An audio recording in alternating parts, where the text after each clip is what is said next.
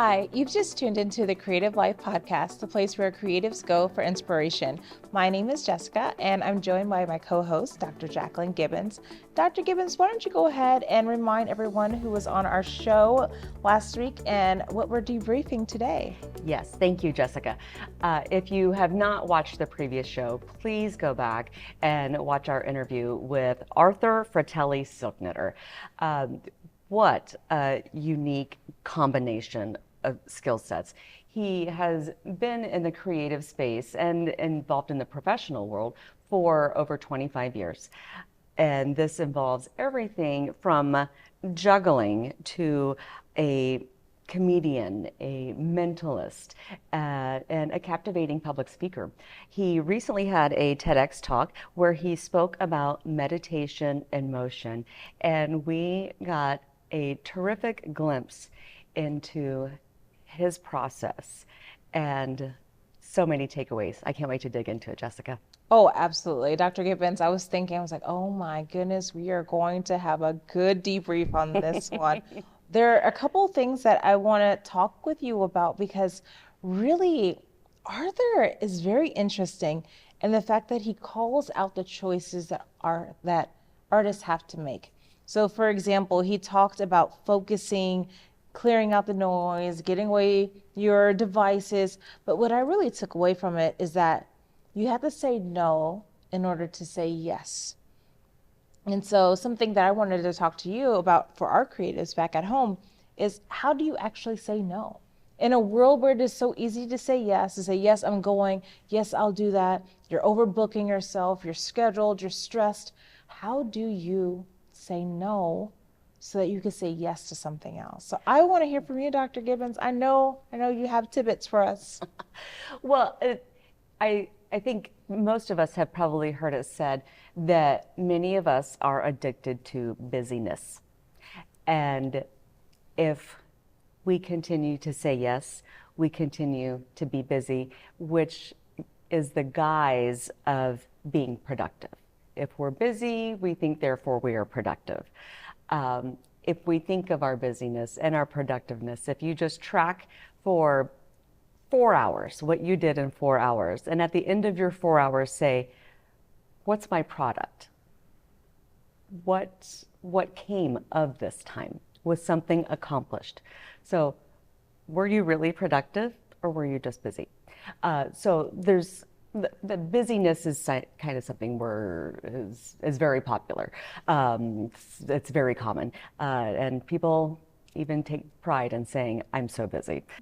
He mentioned the word discipline, and for many people, the word discipline can even be off-putting because we may think to ourselves, well, I just wasted 2 hours scrolling. I just spent 30 minutes going through my inbox.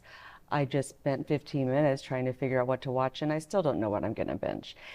And so we can have this notion of not being disciplined, and that discipline is something that's far off or something that's for other people. These people who are successful are disciplined. That's not something that I am. So sometimes the word discipline can have a negative connotation. But when we think about everything being choice, and choice being, am I choosing me or am I choosing others? The greatest real estate that surrounds us is people are wanting our attention and our time. That is our most valuable commodity. And are we giving that most valuable commodity to others? Companies who pay millions and billions of dollars to get that, and they do very well. Or are we giving that to us? And if I'm to say, for the next 30 minutes, I'm going to silence alarms, I'm going to plug in my phone in the other room, and if I'm going to choose me for 30 minutes, what is that going to be? Maybe it will be your art, your craft. Maybe it will be, I need to just right about the fact that I don't know where to start, and honoring where you are in that moment, because honoring that is the start. Absolutely. So I'm going to dig into that just a little bit more because discipline does matter. And then I like how you rephrased it to choice. Not to say that we have to water down a word, but semantics matter. And so if discipline is a word that throws you off where you're saying, well, it's just not me. I can't even stick to a workout routine for 1 week. I have no discipline. But guess what? You are making choices every day. You're making choices about what you wear. You're making choices about the messages you respond to. You're making choices about what time you wake up. You're making choices. And Arthur also talked about chunking. He didn't, when he was talking about juggling, like for example, when I teach someone how to juggle, it's one ball. You start small. And so I think you can also start with small choices, meaning this 30 minutes. And someone might say, oh my goodness, 30 minutes, it's nothing. Like, but guess what? 30 minutes on repeat, if you're doing this in repetition and you're building up a skill, and if you keep showing up for yourself, now you can build upon that 30 minutes. The 30 minutes becomes 45, becomes an hour, and now you're building up this momentum, this way of saying, hey, I'm going to pour in today. I'm going to go in my room and I'm going to make some balloon animals. I'm going to go in my room, I'm going to practice makeup. I'm going to go in my room, I'm going to practice this rift. You know, whatever that looks like for you. So I like the way that you rephrased it and you gave us different terminology to say choice, because you can choose to say yes, you could choose to say no. And then the next thing I want to talk to you about is you also mentioned choosing others, choosing self. But I do believe that having a community in one way is doing both. And Arthur talked about community, how he went to a community group once a week, you know, as much as he possibly could. But he did talk about mentors and mentorship and community. And this is something that we've heard repeatedly. Oh my goodness, how Every many people creative. have sat in that chair and talked about their community and not being alone? So let's go ahead and let's talk some more about community, but let's talk about it through the lens he gave us with the cards. So the heart, the spades, the joker, meaning the person that is the master of it all. And let's talk about it in the club, the shepherding. Let's talk about it in the way that he presented, because that was very unique for me. I'd love to get your thoughts on that too. Yes, I had never heard that perspective of a deck of cards and the symbolism that he referenced. And he started with the heart, saying that it's representing what do you love and are you failing? And if you're not failing, then you're not really trying, you know. And then he mentioned the clubs, where that's the coaches, the mentors, and the teachers. And with that is, well, he mentioned how, you know, metal sharpens metal. And when he meets with this group, he is seeing, you know, someone is saying, ooh, look what I just learned. Or I'm kind of struggling with this. Anyone have any ideas? And so it's a community of sharing, not you're sharing your challenges and you're sharing your expertise. So your work is still your own, but there's so much joy when you can pour into others. And when you have that community, there's such a reciprocity. And you know, you're feeling that joy by helping someone sharpen their tools, and meanwhile you come out and you've found another inspiration or a greater depth to something that you're pursuing, and it fuels your growth. Because we referenced before the collective intelligence. You're only limited to what your brain knows and what you've exposed yourself to. And when you're exposing yourself to others with expertise in similar fields, then you're just, your knowledge is just, it becomes infinite. Absolutely. And I think there's a compounding effect too. And then you briefly use the word reciprocity, which I definitely feel in community. A healthy community has reciprocity. That means you're giving, they're giving back. There's this cycle of health, of giving. It's not just, oh, let me take everything from this community and never give it back. When we were talking off camera, you mentioned an event that you're on the board of a nonprofit, local nonprofit, and you have an event coming up, and you're mentioning like, oh, we're looking for this. He said, well, I have a whole network of people. And who else did that? Haley Harrer also talked about Yes, that. she did. I have a whole network of people. So these are artists that are not looking to consume. These are artists that are looking to fortify. They are looking at the people in their network, and the people in their network are looking at them, and we are growing as a collective. And then another thing he mentioned was once you get to that warrior phase, he talked about the different phases, but he also said the importance of being a mentor to someone else. So he talked about the impact of the Joker. He had gone through a surgery for a carpal tunnel, and he was trying to figure out how to do this card shuffle, and he went to an expert, that connection, that community.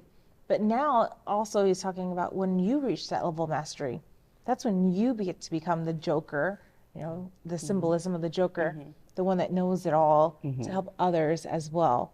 And so that was a good takeaway. A lot of community. I feel like our creatives are always talking about community, and it's important. And I hope that you back at home, when you're watching, you're listening, that you're also looking for a community. And in episodes past, you talked about ways of finding community, and we talked about digital, but let's talk about in person, how to do that. Like he talked about in the past, in different cultural shifts we had, like we could go to bowling club, we could be part of this. So can you give those that are looking for a way to get off the screen, get out of their home, and find community? How do you do that? I mean, we are in a loneliness epidemic. This is kind of scary now to get out and put yourself out there. Do you have any practical advice for our creatives of how to find a community in person? Yes. And I think some of it depends on your geography. Of course. Here in the Omaha metro area, we are very fortunate with an abundance of creatives and events and spaces.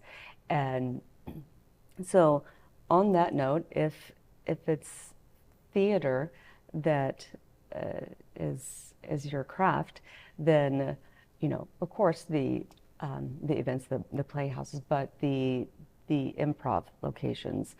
I even discovered there's a local place where once a month they have a karaoke, but it's Broadway.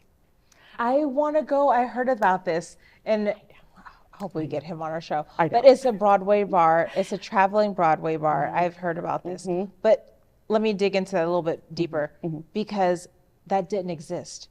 We used to have a piano bar. We used to have that venue here in Omaha, but now it doesn't exist. So someone found and made a creative space. So I think that you're leaning into that. If it doesn't exist, maybe geographically, or because it just wasn't supported, you have the opportunity to create the space that you seek. Yes. And you'd be surprised how many people, when you create something, will come to it and say, oh, I wanted that. Like when I saw it, I was like, oh. Yes. Absolutely. This brings in so many little nuggets from Arthur. I'm thinking where he was saying that to really relax and to step into being you. And the spade referenced the warrior, and that's when you're doing the work that only you can do. And when, let's say you are in a location where you're limited in what's offered, if you start what you need, you have no idea how many other people need that. So many brilliant ideas have come from, well, I wish someone would have done this. I made what I wish already existed for me. This is what I needed, and this is what I made. And then you start to discover that other people are needing that as well. Absolutely. And so I'm thinking about Adam. He was our season 2, episode 1. He also is a community builder as well. He has an art cafe. It's an art installation cafe. And when I think about what you just said, echoing what Arthur shared in our interview, the warrior, like there are certain things that only you can do. You have a combination of experiences and skills that make you so unique and you so effective that if you do say no to other things and do say yes to you and developing you and doing that one thing, the best version of yourself, that's the best version of a dancer, of an artist, whatever that may be, you're right. You can create a space. You can create something. You can innovate. He talked about the concrete innovators with the oil spill because we are a collective sum of ourselves, of our experiences, our perspectives. But when you kind of keep it in, or if you don't grow it, you let it atrophy. He talked about that too. But wow, when I don't have a goal and I don't have something to do, like I start to atrophy. And I think that does really happen to creatives. You get so busy, you say yes to so many other things that those dreams, they begin to atrophy, that innovation, that creativity, it just starts to just go down and down until it's this little bitty hum. And then it it's just turns almost into, gone. Yeah. I remember when I I remember, used to. and it doesn't have to be. What I learned from Arthur, 25 years of experience. You can live a lifetime doing what you love. Because remember, he started in his room at 18 years old, just popping balloons and making mess. I can only imagine like what his parents were saying. Because if my daughter had like, I was like, oh honey, oh my goodness. But remember, he started small and now he grew to the point where he's employing others. And he said, your love, your passion, it can fuel you for a lifetime. And so it doesn't have to be, I remember when, or, oh, I wish I would have, because you have the opportunity now. Because remember the choices, right? You don't get the excuse of, I'm not disciplined. You don't get the excuse of, it's too late. You don't get the excuse of, it's too early. I'm too young. I'm too old. You don't get that excuse. It is a choice.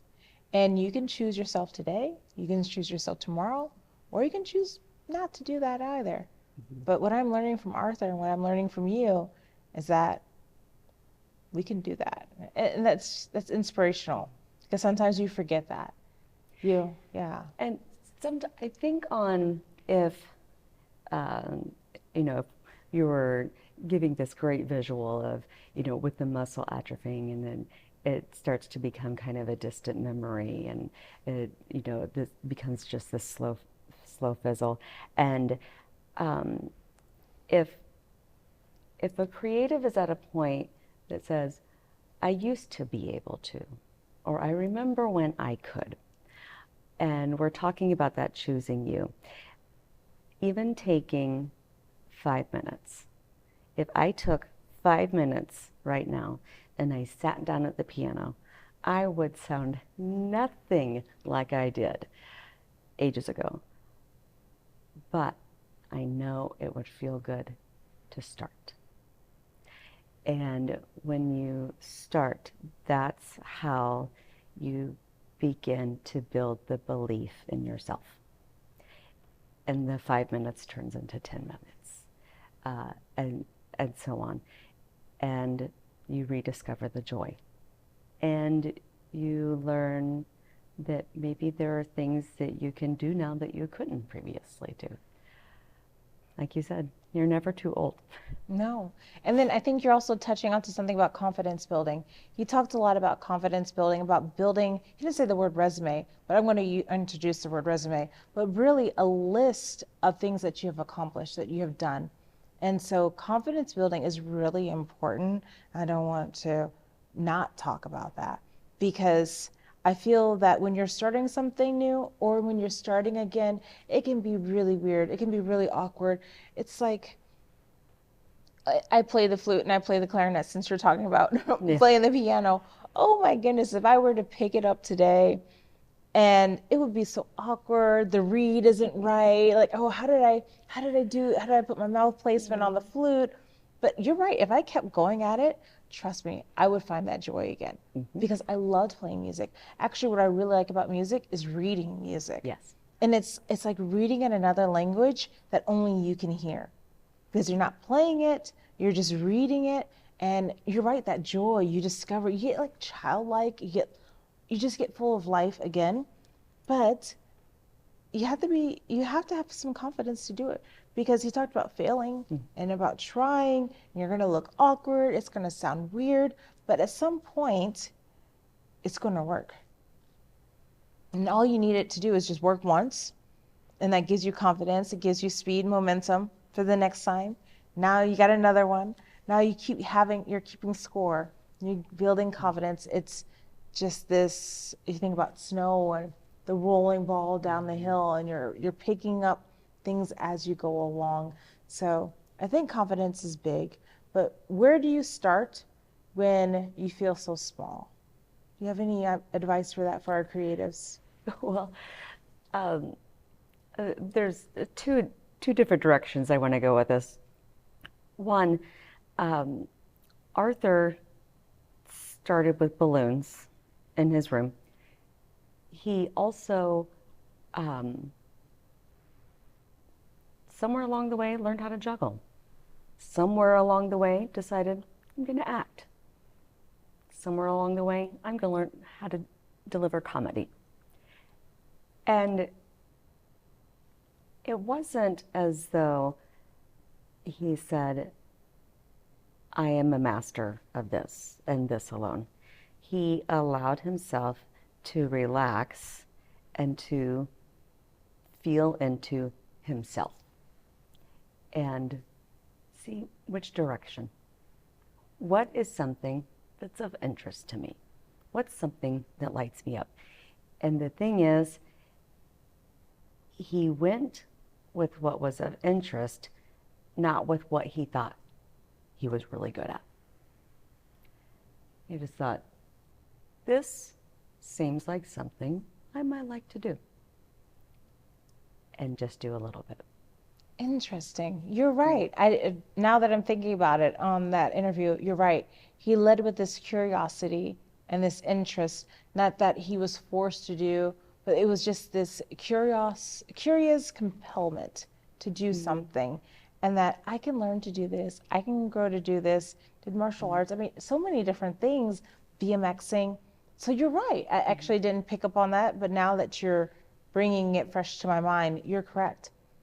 That curiosity can really lead you into new places, and that when you do feel small and you don't have the confidence, okay, well then don't go in it with a mindset of I can do this, I'm the best.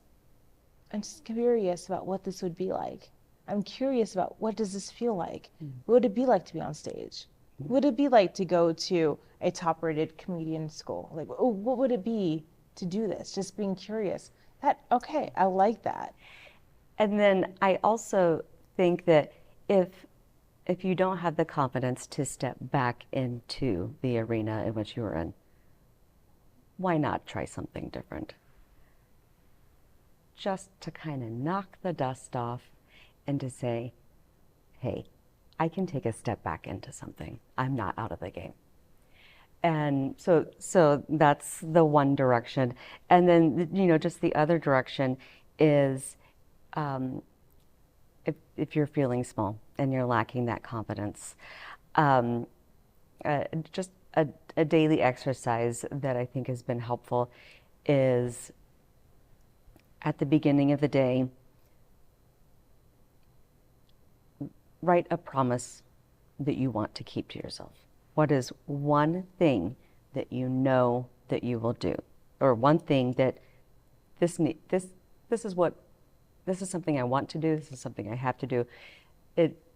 You're writing it down, and at the end of the day, I kept my promise to myself by da, da, da, da, da.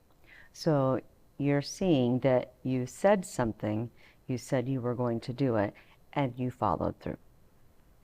And every day, you're keeping track of, this is something I said I was going to do. I showed myself that I can do that. So keeping a daily track record, and more you start to see the promises that you're keeping to yourself, that you are a person who follows through, and that 5 minutes of sitting at the piano, or 30 minutes of seeing what poetry comes from within, you can do that because you know that you're someone who keeps promises to yourself. You show up for yourself, and it's because you make that choice. That is amazing. And I think that's the perfect way to leave off for this episode. I can't believe we're already at the end. But what you have just said, I think this is a practical takeaway for you watching at home, listening. I know we're streaming on so many different platforms now. Thank you so much. But this is it, you know? It's so small. You just said one promise today that you're going to do. You start in the beginning. At the end of the day, you look at it and say, I promised myself that I was going to read 2 pages of this book because this book is helping me develop a new skill. Did I read those 2 pages? Yes.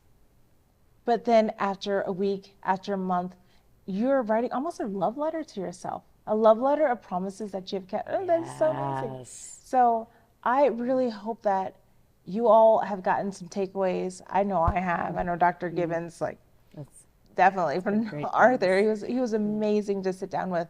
So if you're at home, would you mind liking this episode, sharing this episode? Drop a comment. It's actually how the algorithm puts us in front of other people. So if you would do that, we would really appreciate that. And thank you so much for tuning in to the Creative Life Podcast, the place where creatives go for inspiration. I'm Coach Jessica and Dr. Jacqueline Gibbons. Thank you so much for joining us. And who knows, if you're looking for that community, you might find them in the comments. Thank you. Have a great night.